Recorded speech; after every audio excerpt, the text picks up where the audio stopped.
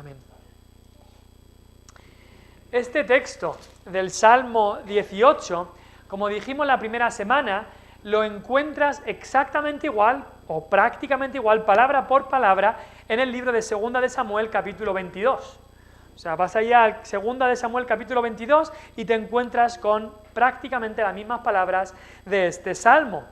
Y eso es algo curioso cuando nos encontramos con algo así en la palabra de Dios, cuando se repite una cosa, cuando en dos lugares nos encontramos lo mismo.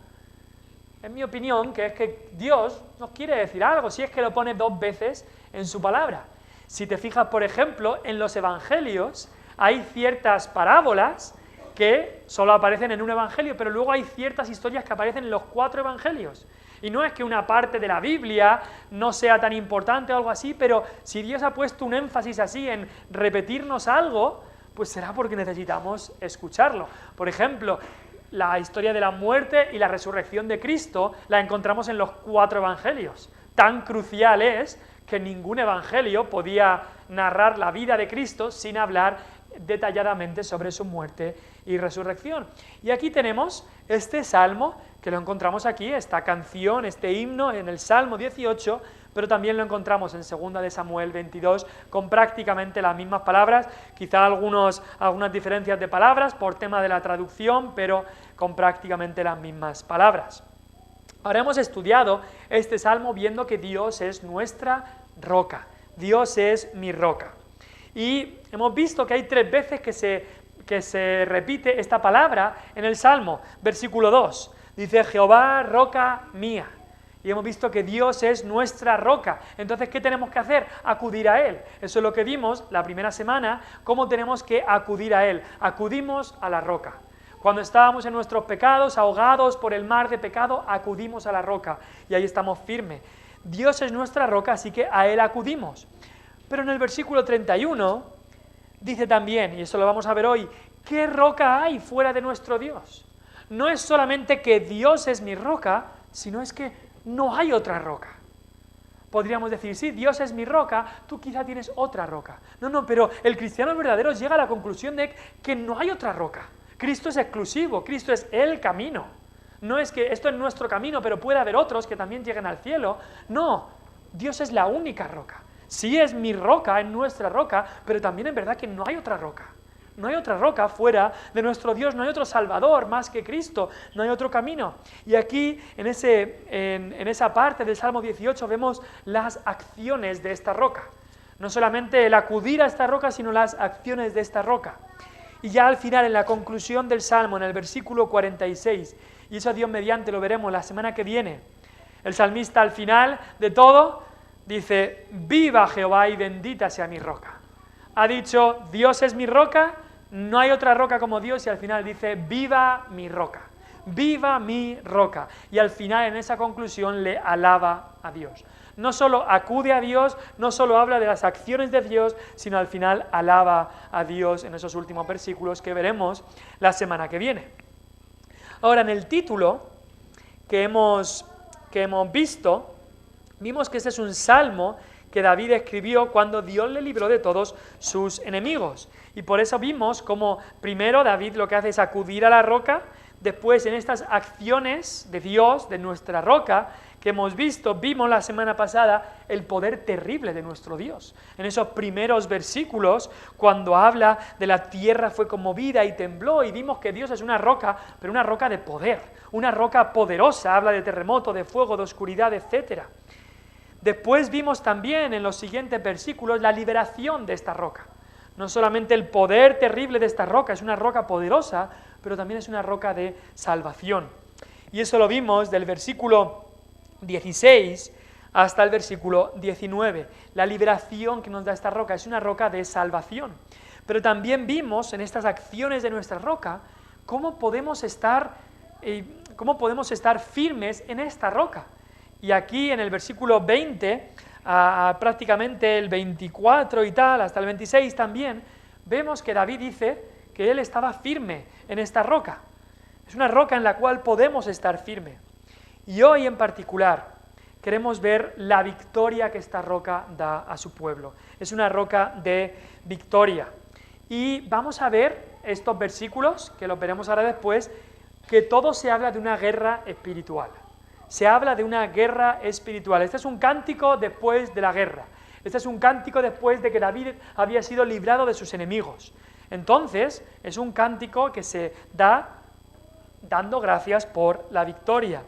Y tenemos que darnos cuenta que como cristianos estamos en una guerra espiritual. Si me puedes acompañar, por favor, a Efesios. Efesios, volvemos a Efesios, que hace un par de años, o un año y pico, estuvimos estudiando Efesios, y el último capítulo de Efesios, Efesios capítulo 6, nos habla de que el cristiano está en una batalla. Efesios 6, versículo 10. El título ahí que quizá tienes en tu Biblia dice la armadura de Dios.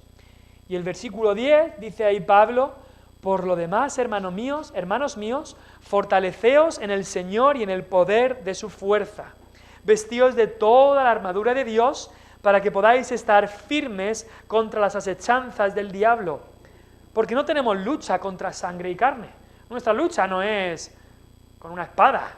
Nuestra lucha no es contra las personas en sí. No es lucha contra sangre y carne, sino contra principados, contra potestades, contra los gobernadores de las tinieblas de este siglo, contra huestes espirituales de maldad en las regiones celestes. Esa es la lucha que tenemos. Tenemos que darnos cuenta que Satanás es real. No es un muñeco que se inventan en Halloween, es real. Y hay fuerzas y poderes ocultos controlados por Satanás en este mundo. Y esas fuerzas nos atacan. No nos pueden vencer si tenemos a Cristo con nosotros, pero nos atacan, sí. La mayoría del ataque es espiritual. Cada vez que somos tentados, estamos siendo atacados.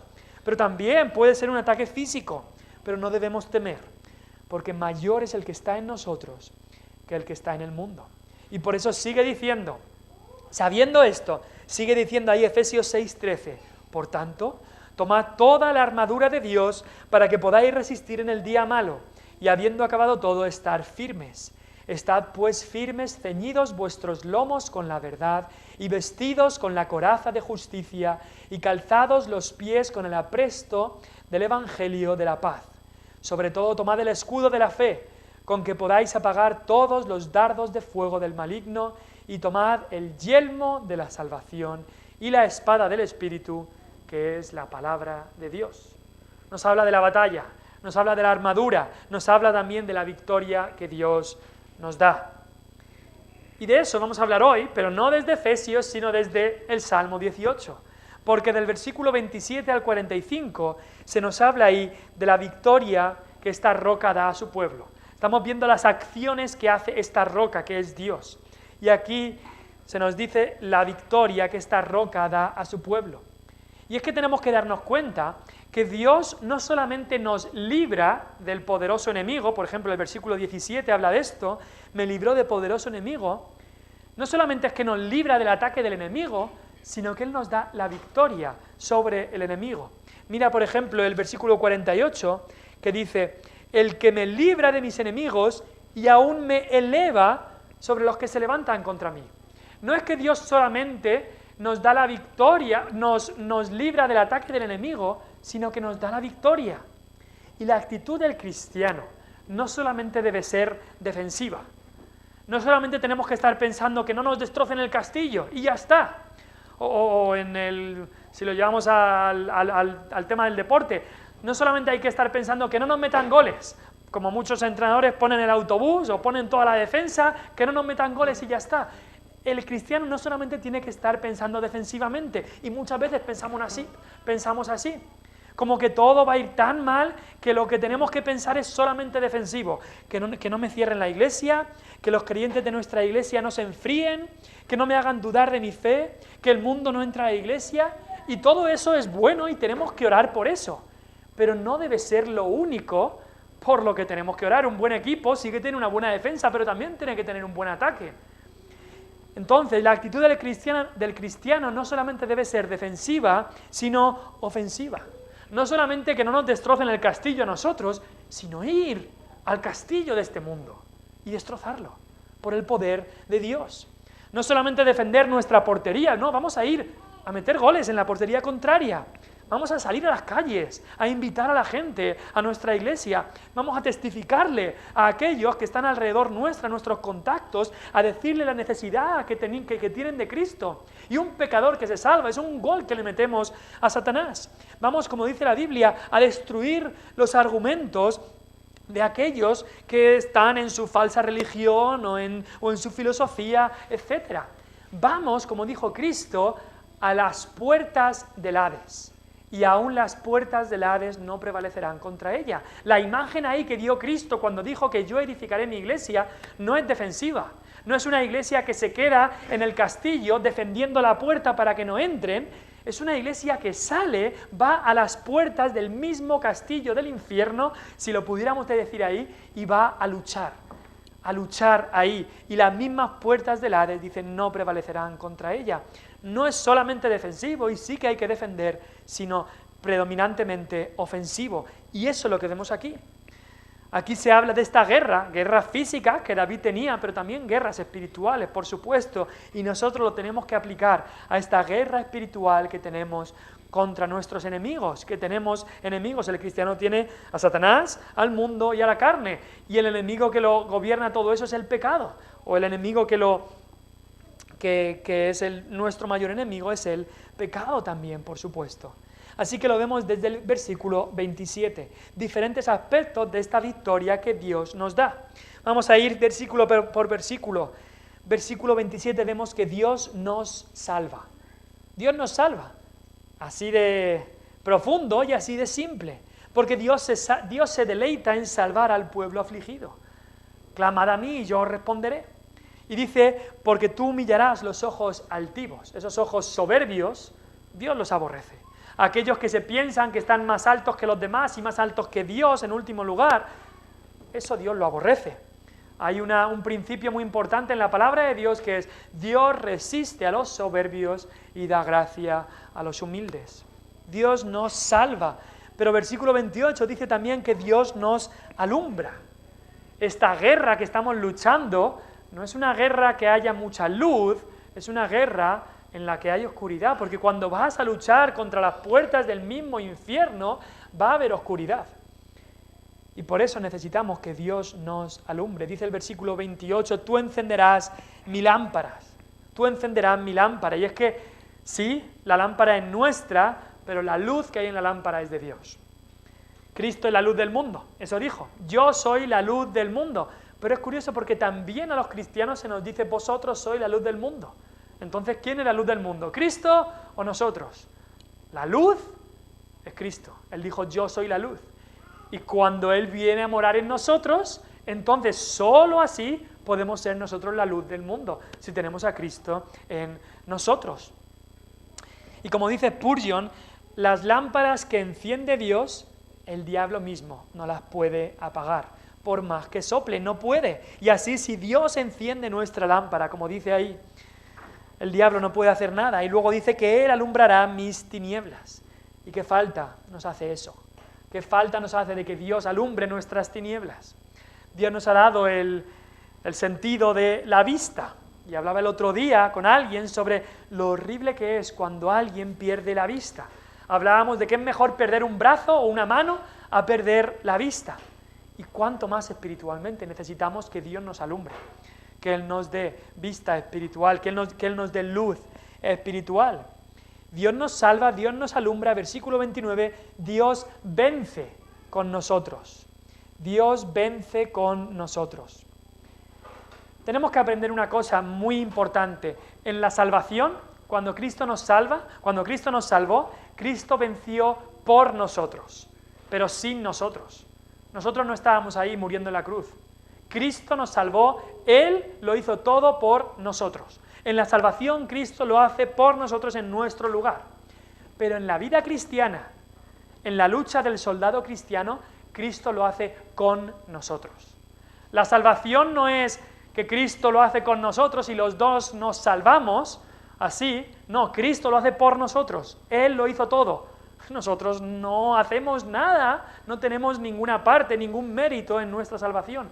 Pero en la vida cristiana debemos luchar junto con Cristo. Por eso dice ahí, el versículo 29, le dice David a Dios, contigo desbarataré ejércitos y con mi Dios asaltaré muros. Desbaratar habla de deshacer todo lo que el enemigo ha hecho. Y eso es lo que hablábamos de algo ofensivo. No es solamente defenderse de lo que el enemigo quiere hacernos, sino desbaratar lo que el enemigo ya ha hecho. Hay veces que podemos meternos en la cabeza de que ya todo está tan mal, que todo va a ir a peor. Las leyes que han puesto son tan perversas, tan depravadas, y hay muchas veces que pensamos, pero ¿sabes qué? Todo va a ir a peor. Todo va a ir a peor. Y todo va a ir a peor. Y no lo sabemos. No sabemos lo que Dios quiere hacer. Hemos visto en la historia, si estudias la historia, incluso en los últimos 2000 años, había veces que el hombre se había depravado en gran manera, pero Dios quiso utilizar a su pueblo para que hubiera un avivamiento, para que leyes malvadas pudieran ser rehechas, pudieran ser quitadas. Incluso lo vemos en el libro de Esther, una ley malvada que iba a destrozar al pueblo judío. Y cómo otra ley salió para proteger al pueblo judío. Tenemos una ley en nuestro país que mata a 100.000 bebés cada año. ¿Por qué no oramos para que otras leyes puedan salir, para que no mueran esos 100.000 niños que mueren cada año? Con mi Dios desbarataré ejércitos y con mi Dios asaltaré muros. ¿Por qué? ¿Pero qué pasa cuando el enemigo se esconde quizá detrás del muro? Pues Dios nos da esas alas como águilas para subir encima del muro y así poder vencer al enemigo. Tenemos que darnos cuenta que las armas, dice 2 Corintios 10, 4 al 5, las armas de nuestra milicia no son carnales, sino poderosas en Dios para la destrucción de fortalezas, derribando argumentos y toda altivez que se levanta contra el conocimiento de Dios. Ahí habla de algo ofensivo, es derribar estos argumentos y esta altivez. Así que ahí nos habla el salmista de cómo Dios nos salva, Dios nos alumbra, Dios vence con nosotros. Y el versículo 30 y 31 creo que es como que el salmista hace un paréntesis y dice, en cuanto a Dios. Ya nos ha hablado de Dios en los primeros versículos, pero aquí dice, en cuanto a Dios. Y nos habla del camino de Dios. Dice el versículo 30, en cuanto a Dios, perfecto es su camino. Un puritano llamado Thomas Boston dijo, muchas veces para nuestros ojos corrompidos no nos parece que el camino de Dios es perfecto. ¿Lo has pensado alguna vez? ¿Has visto cómo obran las cosas, lo que ocurre, lo que pasa y dices, Señor, ¿cómo que tu camino es perfecto? ¿Cómo que tú me dices que tu camino es perfecto? A veces no vemos la razón de lo que hace Dios. A veces parece que Dios se ha olvidado de sus promesas o parece que contradice sus propias promesas. A veces parece que las circunstancias o la providencia va tan en contra del camino de Dios. A veces parece que Dios deja a un lado los medios que parecerían más naturales y utiliza otros medios extraños.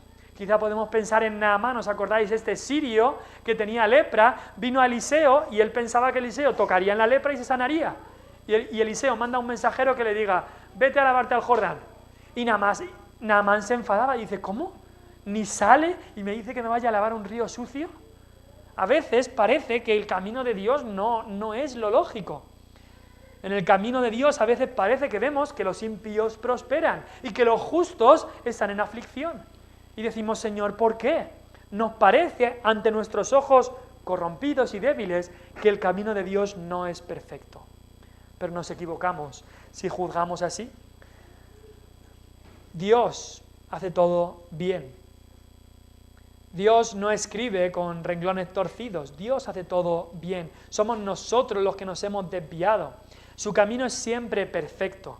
Su camino es conforme a su palabra. Su camino es conforme a nuestras necesidades, conforme a nuestro tiempo también. Su camino es estable y su camino es perfecto. Es perfecto su camino y luego dice el salmista, su camino es perfecto, pero su palabra es acrisolada. ¿Qué significa eso? Significa que ha sido probada. Como el crisol en ese tiempo se ponía en horno y se probaba, se examinaba, pasaba la prueba, pasaba el test, como un hierro o un diamante o el oro que tiene que pasar las pruebas para quitar todo lo que no está bien o para demostrar su valor. De la Biblia no hay que quitar nada que no esté bien porque toda es perfecta, pero la Biblia ha sido probada a lo largo de los años y ha demostrado ser perfecta. Esta palabra acrisolada también puede ser traducida como aquilatada.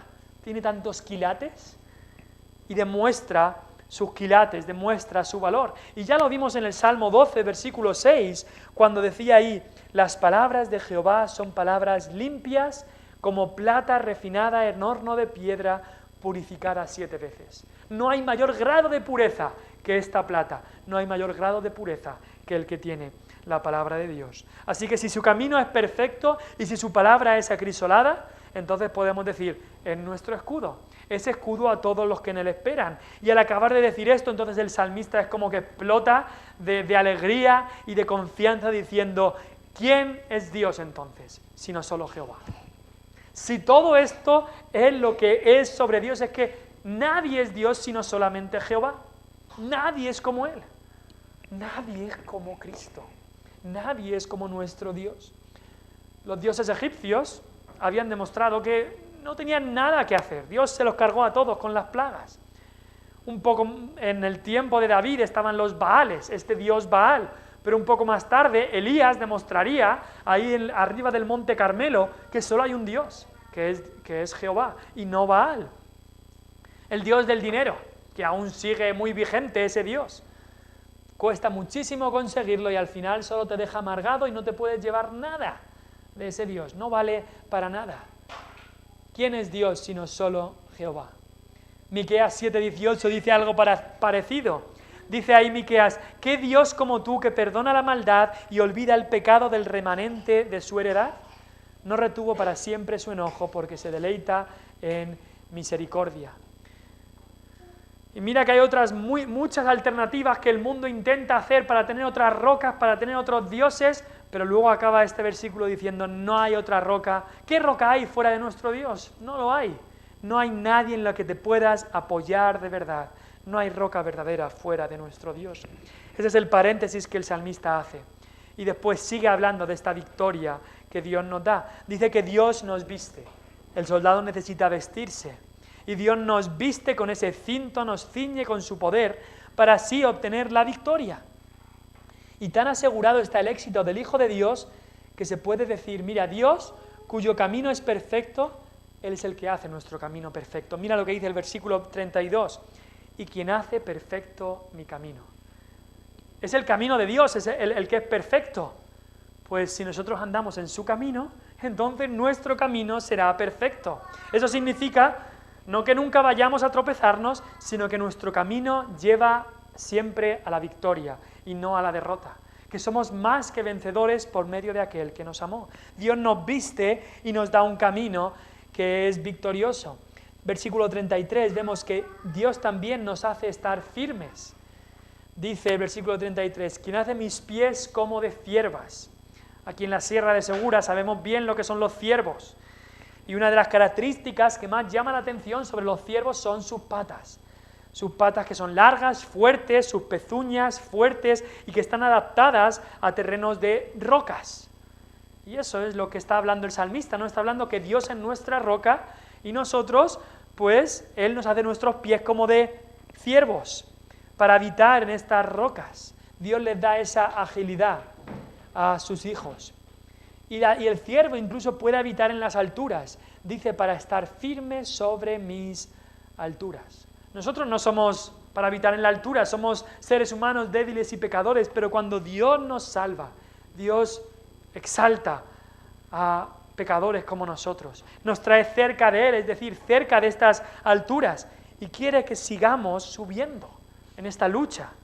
Más cerca de Él significa más alto. Ahora, muchas veces las alturas marean a la gente, ¿no? Muchas veces cuando está la gente a mucha altura pierde oxígeno y a veces eso pasa también a muchas personas. Que cuando Dios les eleva a una posición alta, es como que el orgullo les entra en la cabeza y como que se marean espiritualmente y al final se caen. Por eso necesitamos la gracia de Dios para poder estar firmes sobre nuestras alturas. Dios nos hace estar firmes, Él nos da la victoria. Versículo 34 dice también que Él nos adiestra. Necesitamos que Dios nos adiestre, que Dios nos entrene, que Dios nos enseñe. Y habla aquí del cuadro de alguien siendo adiestrado para tirar con arco. Es algo que yo nunca he practicado, el tiro con arco. Siempre me hubiera gustado aprender cuando era pequeño, pero no por una circunstancia u otra, nunca lo he hecho el tiro con arco, pero me acuerdo de que cuando era pequeño, más joven, pues veía quizá una película de arqueros y siempre decía, mira, y coge el arco y tira así y le da al centro, pero eso requiere mucho adiestramiento. Para coger un arco, coger la flecha y tirar y darle al centro de la diana, o para quizá incluso matar un animal, matar un ciervo o lo que sea, eso requiere mucho adiestramiento. Y para vencer en la vida cristiana necesitamos ser adiestrados por Dios. Necesitamos pasar por la academia de Dios. Necesitamos que Él adiestre nuestras manos, que Él adiestre nuestra mente, que adiestre nuestro corazón para, como dice ahí, entesar ese arco de bronce y poder hacer uso de las herramientas que Él nos da. Dios nos adiestra, pero Dios también nos sustenta. Versículo 35 dice, me diste asimismo el escudo de tu salvación, tu diestra me sustentó. Y aquí el cuadro es precioso porque Dios no solamente te da el escudo, sino que es que Él también viene y sostiene el escudo. Dios no es un general que te dé las armas y te diga, ahí vas a luchar. No, Dios es nuestro general que sí nos da las armas, por supuesto, Él nos da el escudo de la salvación, como dice aquí, pero también viene con nosotros. Y cuando nosotros vamos a levantar el escudo y vemos que es tan pesado que no podemos y que las flechas nos van a caer, entonces vemos que Dios mismo viene y sostiene ese escudo con nosotros y para nosotros. Y por eso nos tenemos que decir, es que Señor, es que dependemos completamente de ti. Señor, tú me has dado el escudo, pero es que ni puedo levantarlo en alto. Señor, tú lo sostienes. Y no solamente lo sostienes, sino que dice ahí que Él nos engrandece, que su misericordia, su benignidad nos engrandece. Ese escudo de salvación, en Efesios habla del escudo de la fe. Lo necesitamos para poder tener la victoria sobre el enemigo. Pero no solamente nos sustenta, también el versículo 36 dice que nos facilita el camino. Ensanchaste mis pasos debajo de mí. David sabía mucho de andar por caminos resbaladizos, caminos angostos y estrechos, y allí el Señor lo sostuvo. Pero también quería David que cuando iba por caminos más anchos, que también el Señor lo estuviera sosteniendo, porque eso es lo que nos pasa muchas veces. Que sí es verdad, cuando el camino es difícil, entonces estamos quizá más cerca del Señor, sabemos que dependemos de Él, pero cuando llega el tiempo más tranquilo, cuando llega la prosperidad, cuando llega el éxito, entonces nos dormimos en los laureles en cuanto a que no estamos cerca del Señor y entonces nuestro pie resbala. Muchas veces es más fácil que el pie resbale en caminos anchos que en caminos angostos. Y por eso necesitamos luchar contra el pecado. Y dice también ahí, perseguí a mis enemigos y los alcancé. Y no volví hasta acabarlo, los herí de modo que no se levantasen. Y en la lucha que el cristiano tiene contra el pecado, debe de tener esta actitud. Luchar contra el pecado hasta acabar con el pecado. No luchar con el pecado y bueno, dejo un poco, o tampoco hay que ser tan radical. No, luchar contra el pecado hasta acabar con él, no dejar resquicios, no dejar posibilidades, matar el pecado te matará a ti.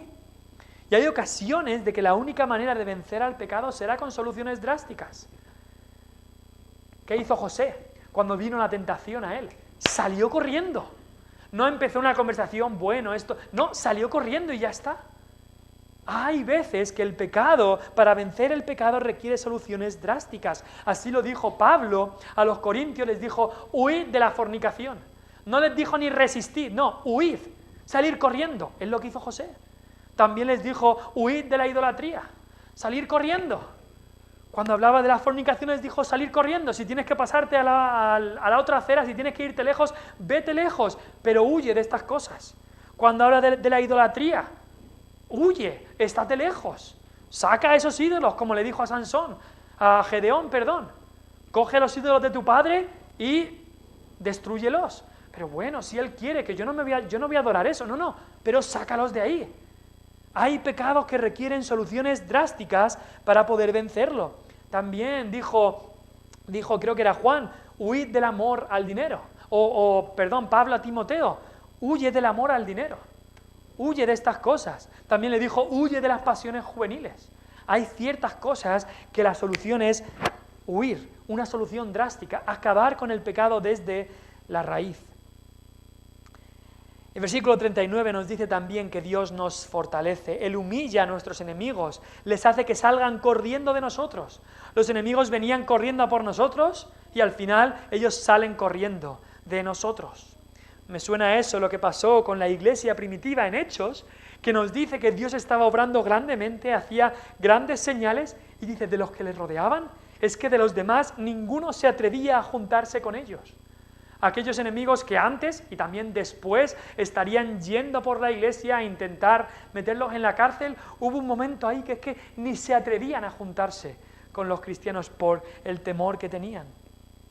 Y dice ahí que Dios no les escuchará a los enemigos cuando clamen a Él. Hay muchos de estos enemigos que hablan de Dios y claman a Dios, pero claman a Dios para hacer mal a la iglesia de Dios, porque no conocen a Dios. Claman a Dios para que Dios les libre del juicio, pero no para que les libre de su pecado. Quieren que Dios les quite su castigo para volver a realizar los mismos pecados en contra del pueblo de Dios. Y Dios dice, yo no les voy a escuchar. Y al final, del versículo 43 al 45, Dios nos da la victoria porque Dios también nos pone como cabeza de naciones. Dice eso ahí, me has librado de las contiendas del pueblo, me has hecho cabeza de naciones. David estaba dando gracias a Dios porque al librarle de sus enemigos, él vio como que otras naciones venían a servirle.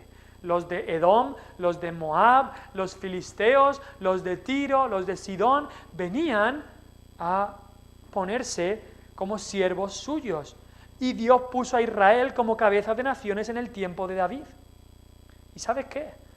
También lo hace con su iglesia. A veces a nosotros nos parece que la iglesia verdadera de Cristo es zarandeada, los gobiernos y las naciones hacen lo que quieren con ella, pero ¿sabes qué?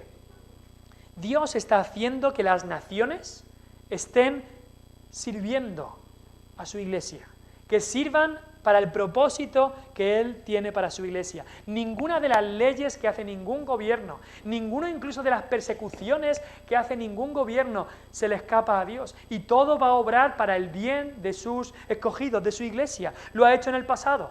¿Os acordáis cuando con Ciro, este rey que no conocía al Señor para nada, pero hizo un edicto para que todos los judíos volvieran a Jerusalén a reconstruir el templo?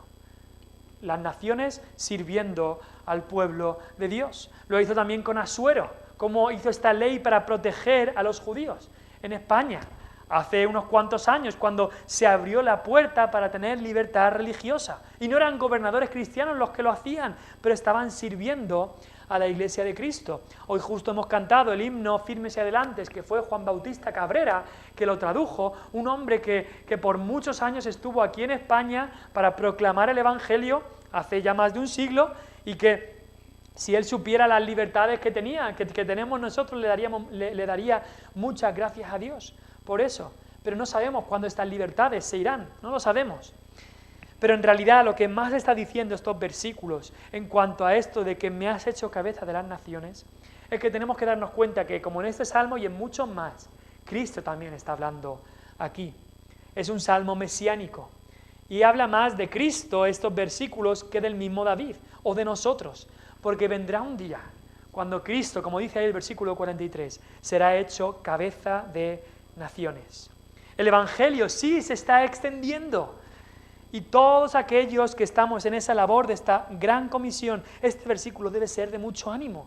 Decirle, Señor, Señor, como dice el versículo 23, un día Cristo será cabeza de las naciones.